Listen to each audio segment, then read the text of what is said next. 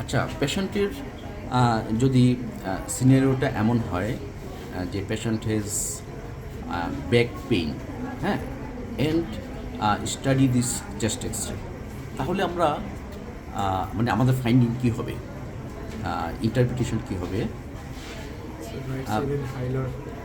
Right, এখানে হাইলার opacity, তাই না? হাইলার অপাসিটি।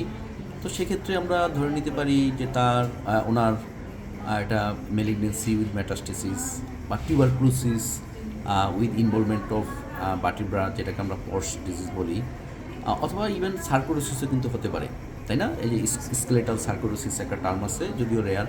তাহলে এগুলি হবে আমাদের ডিফারেন্সিয়াল ডায়াগনোসিস, টিবি, মেলিগনেন্সি, সার্কোডোসিস।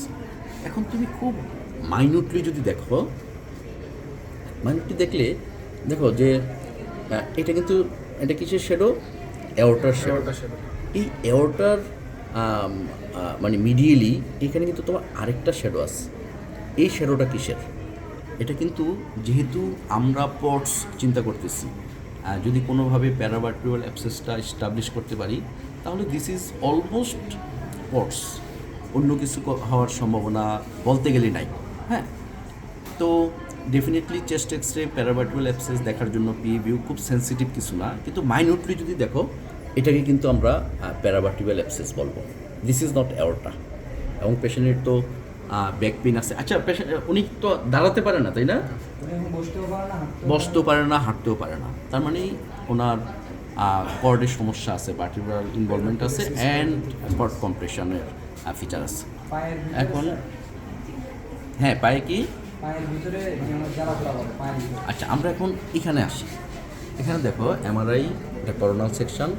এখানে কিন্তু ডেফিনেটলি তোমার প্যারাভার্টিব্রাল অ্যাবসেস আছে। আপনি এই রাইট সাইডের অ্যাবসেসটা আসলে আমরা এখানে বোঝাটা কঠিন, কারণ এখানে হাইলার স্ট্রাকচার, অ্যাওর্টা, হার্ট সব কিছুর মধ্যে এটা আসলে ওভারল্যাপ হয়ে গেছে।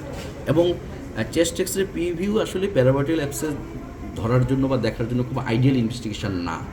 তারপরও যদি পাওয়া যায় তোমার কিন্তু মিস করা ঠিক হবে না। যেমন এখানে আমরা কিন্তু ঠিকই পেয়ে গেছি।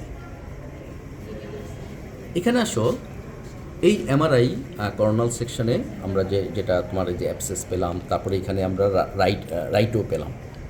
এখানে ইভেন যদি প্যারাভার্টিব্রাল অ্যাবসেস নাও থাকে, তারপরও কিন্তু এখানে তো ভার্টিব্রাল বডিতে ডিস্কের তোমার সমস্যা আছেই, ছবিতে বোধহয় ভালো দেখাচ্ছে না। তো ইভেন তার যদি প্যারাভার্টিব্রাল অ্যাবসেস নাও থাকে, তারপরেও আমরা এটাকে প্রথম ডায়াগনোসিস হিসাবে পর্স চিন্তা করব। কেন?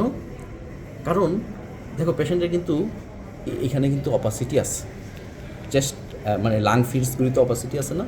তো লাং ফিল্ডসে অপাসিটি এবং ভার্টিব্রাল প্যাথোলজি, সেক্ষেত্রে আমার এক নম্বর চিন্তা আসবে দিস ইজ স্পোর্টস। ধরে নিলাম যে তার অ্যাবসেস নাই, থাকলে তো আর কোনো কথাই নেই। আচ্ছা, এখানে দেখা যাচ্ছে তোমার ডিস্ট্রাকশনটা ভার্টিব্রাল কলামের। এখন আরেকটা, তোমার যদি ডিফারেন্সিয়াল ডায়াগনোসিস বলতে বলে, তাহলে কিন্তু সার্কোডোসিস সম্ভব, কারণ স্কেলেটাল সার্কোডোসিস এবং লাংসের parenchyma involvement.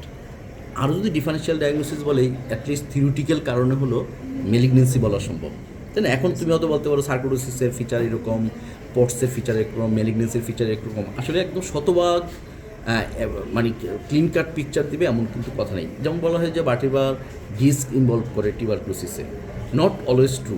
Vertebral disc normal হয়েও কিন্তু পটস হতে পারে, only vertebral body involvement.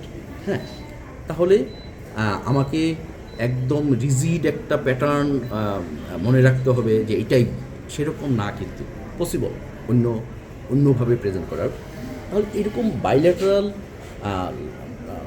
Bilateral কেন, any lung field opacity with vertebral body pathology, vertebral column pathology, সেটা ডিস্ক হোক, বডি হোক, আমাদের প্রথম চিন্তা আসবে টিউবারক্লোসিস, আরেকটা চিন্তা আসবে সার্কোডোসিস, যেখানে লাং ফিল মানে parenchyma involvement plus skeletal sarcoidosis, and malignancy, যেটা একই সঙ্গে লাংসে মেটাস্টেসিস হতে পারে এবং ভার্টিব্রাল কলামকে ইনভলভ করতে পারে।